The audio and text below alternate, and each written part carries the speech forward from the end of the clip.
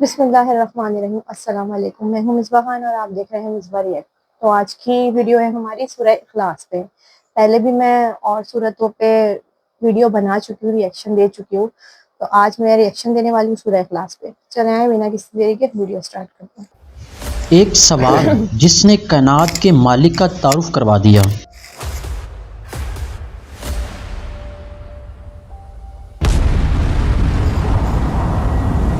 आसमान को देखो, कितना खूबसूरत है।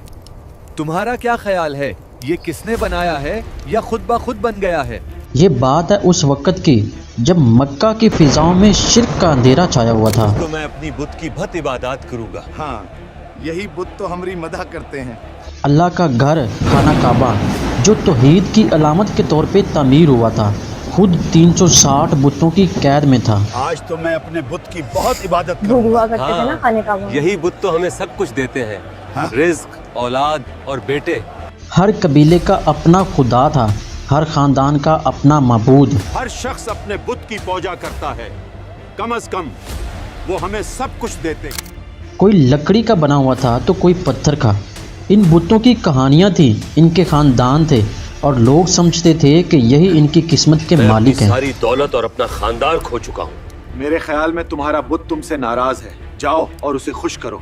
इसी माहौल में एक शख्स खड़ा हुआ और एक अल्लाह की दावत देना शुरू की। ऐसे शख्स को जानते हैं जो मक्का में सिर्फ एक अल्लाह की तबलीग करता है और भूतों की पूजा को रोकता है। और वो शख्स थे मोहम्मद रसूलुल्लाह सल्लल्लाहु अलैहि वसल्लम। क्या तुम जानते हो कि मोहम्मद सल्लल्लाहु अलैहि वसल्लम ने सिर्फ एक अल्लाह की इबादत करने का हुक्म दिया है? अल्लाह कौन है? एक ऐसे अल्लाह का तारुफ जो नजर नहीं आता था। मोहम्मद ने हमसे अल्लाह की इबादत करने को कहा, लेकिन मैं इबादत कैसे करूं? मैंने अल्लाह को अपनी जिंदगी में कभी नहीं देखा। जिसे किसी ने बनाया नहीं, जिसका कोई खानदान नहीं, जो पूरी कायनात का खालिक और मालिक है। सुनो, मोहम्मद ने हमें आइडल की पूजा रोकने को कहा। उसे नहीं पता था कि हम कभी नहीं रुकेंगे। ये दावत मक्का के सरदारों के लिए नाकाबिले बर्दाश्त थी। हमें चाहिए कि हम मोहम्मद सल्लल्लाहु अलैहि वसल्लम को अल्लाह की तबलीग करने से रोकें, वरना हमारे लोग बत्तों की पूजा करना छोड़ देंगे। वो हैरान थे कि ये कैसा खुदा है जिसकी कोई शक्ल नहीं, जिसका कोई नस्ब नामा नहीं। उनकी महदूद अकल इस तस्वर को कबूल नहीं कर पा रही थी। तुम्हें पता है कि मोहम्मद का खुदा मन घड़त है। अगर मैंने अपना बुत सोने से वो अपने अबाव अजदाद के दीन को छोड़ने पर तैयार न थे। मोहम्मद हमेशा सच कहता है और अब वो अल्लाह की तबलीग करता है, लेकिन मैं अपने आबाओ अजदाद का मजहब कैसे छोड़ दूं? उन्होंने नबी करीम सल्लल्लाहु अलैहि वसल्लम को हर तरह से रोकने की कोशिश की, लालच दिया, धमकाया। मोहम्मद, अल्लाह की तबलीग करना बंद करो और हमारे आइडल को बुरा कहना बंद करो, वरना हम तुम्हें मक्का से निकल देंगे और हम तुम्हारे दुश्मन हो जाएंगे। लेकिन जब कोई बस ना चला तो उन्होंने रसूलुल्लाह सल्लल्लाहु अलैहि वसल्लम को लाजवाब करने और आपका मजाक उड़ाने का एक नया मंसूबा बनाया। हम मोहम्मद से वो सवाल पूछेंगे जिनका जवाब वो नहीं जानते, फिर हम उनके मजहब को मुस्तरद कर देंगे। एक दिन मक्का के चंद बड़े सरदार, जिनमें उमैया बिन खलफ और वलीद बिन मुगीरा जैसे लोग भी शामिल थे, इकट्ठे होकर नबी करीम सल्लल्लाहु अलैहि वसल्लम के पास आए। चलो चलो, हम मोहम्मद की तरफ चलते हैं और उसे लाजवाब करते हैं, फिर उसके मजहब का मजाक उड़ाते हैं। इनके चेहरे पर तंज और तकब्बुर था।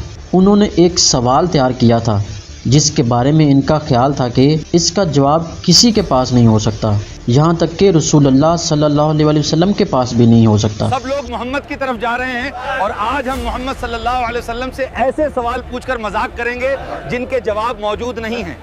लेकिन ये उनकी खाम ख्याली थी। एक सरदार ने बड़े तमस्सुखुराना अंदाज में गुफ्तगू का आगाज किया। ऐ मोहम्मद, तुमने हमसे अल्लाह की इबादत करने और भूतों की इबादत बंद करने को कहा। अब हम तुम्हारी कोई बात नहीं सुनेंगे। हमने बहुत सुन ली आपकी बातें, आज बस आप हमें अपने रब का तारुफ करवाएं। फिर दूसरे सरदार ने बात को आगे बढ़ाया। क्यों भाई मोहम्मद, जरा अपने अल्लाह का हिस्ब नसब तो बताओ। इसका बाप कौन है और बेटा कौन है? वो किसका वारिस है और इसका वारिस कौन होगा? एक तीसरे सरदार ने मादियत परस्ती की इंतहा करते हुए पूछा, और ये भी बताएं कि आपका रब किस चीज़ से बना है? क्या वो सोने का है, चांदी का है یا یاقوت اور موتیوں سے بنا ہے؟ ہم نے اپنے بت سونے سے بنائے ہیں، آپ کے اللہ کس چیز سے بنے ہیں؟ کیا وہ سونے کے ہیں یا ہیرے کے؟ وہ دراصل کائنات کے خالق کو بھی اپنی بنائی ہوئی چیزوں کی طرح سمجھ رہے تھے۔ وہ اللہ تعالیٰ کے لیے بھی ویسا ہی خاندان اور مادی وجود تلاش کر رہے تھے جیسا کہ ان کے بتوں کا وہ تھا۔ اللہ جس کے بارے میں محمد بتاتے ہیں، کیا وہ سونے یا ہیرے کا بنا ہے؟ اس کے آباء و اجداد کون ہیں؟ یہ سوال صرف معلومات کے لیے نہیں بلکہ اس دعوت توحید کو نیچا دکھانے کے لیے تھا۔ ہم محمد سے وہ سوال پوچھیں گے جن کا جواب وہ نہیں جانتے، پھر ہم ان کے مذہب کو مسترد کر دیں گے۔ نبی کریم صلی اللہ علیہ وسلم نے ان کے سوالات سنے۔ آپ صلی اللہ علیہ وسلم نے اپنی طرف سے کوئی جواب نہیں دیا۔ دیکھو دیکھو، محمد کے پاس ہمارے سوالوں کا کوئی جواب نہیں۔ محمد اگر تم سچے ہو تو ہمیں جواب دو۔ نبی کریم صلی اللہ علیہ وسلم نے ان کے سوالات سنے۔ آپ صلی اللہ علیہ وسلم نے اپنی طرف سے کوئی جواب نہیں دیا۔ آپ صلی اللہ علیہ وسلم نے ہمیشہ اللہ کی وحی کا انتظار فرمایا۔ وہ لمحہ ایک عجیب خاموشی کا تھا۔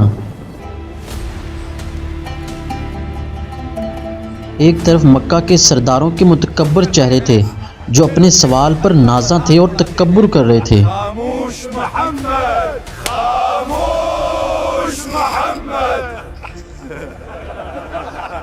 اور دوسری طرف اللہ کے رسول صلی اللہ علیہ وآلہ وسلم تھے جو آسمان سے آنے والے جواب کے منتظر تھے۔ محمد خاموش ہیں۔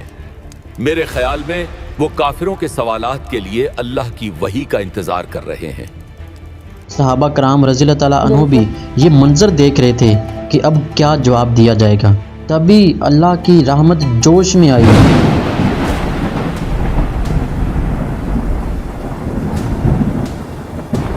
بے شک اس وقت کے گھر دے اللہ تعالیٰ نے اپنے پیارے حبیب صلی اللہ علیہ وآلہ وسلم پر حضرت جبرائیل علیہ السلام کو بھیجا اور اپنے تعارف میں وہ 4 آیات نازل فرمائیں جنہوں نے قیامت تک کے لیے توحید کا سب سے جامع اور مکمل بیان فراہم کر دیا۔ آؤ جواب آ گیا ہے۔ اللہ نے محمد پر وحی نازل کی اور اللہ نے کافروں کے منہ بند کر دیے۔ یہ کوئی لمبی تقریر نہیں تھی بلکہ ایک ایسا سمندر تھا جسے ایک کوزے میں بند کر دیا گیا ہو۔ سورہ اخلاص۔ میرے دوست براہ کرم سورہ اخلاص کی تلاوت کریں جو اللہ نے محمد پر نازل کی تاکہ کافروں کے منہ بند کیے جا سکیں۔ بسم اللہ الرحمن الرحیم قل هو اللہ احد اللہ الصمد لم یلد ولم یولد ولم یکن له کفوا احد۔ کہو کہ وہ معبود برحق جس کی میں عبادت کرتا ہوں اللہ ہے، وہ ایک ہے، اللہ بے نیاز ہے، وہ نہ کسی کا باپ ہے اور نہ کسی کا بیٹا، اور کوئی اس کا ہمسر نہیں۔ یہ 4 آیات ایک گونج کی طرح اس محفل میں اتری۔ کیا ہوا؟ کیا ہوا؟ محمد کے خدا نے ہمیں جواب دیا۔ یہ صرف جواب نہیں تھا بلکہ ایک زلزلہ تھا جس نے مشرکین کے تمام عقائد کی بنیادیں ہلا کر رکھ دی۔